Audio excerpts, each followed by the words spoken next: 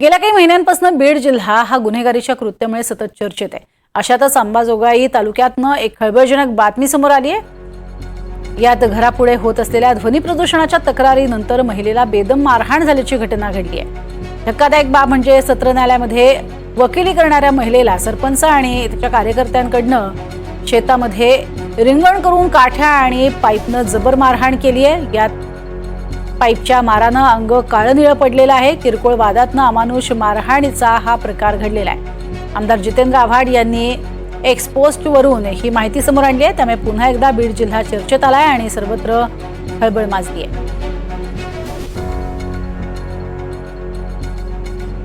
अंबाजोगाईमध्ये घडलेली ही दुर्घटना आहे। या घटनेमध्ये महिलेला प्रचंड मारहाण झाली आहे।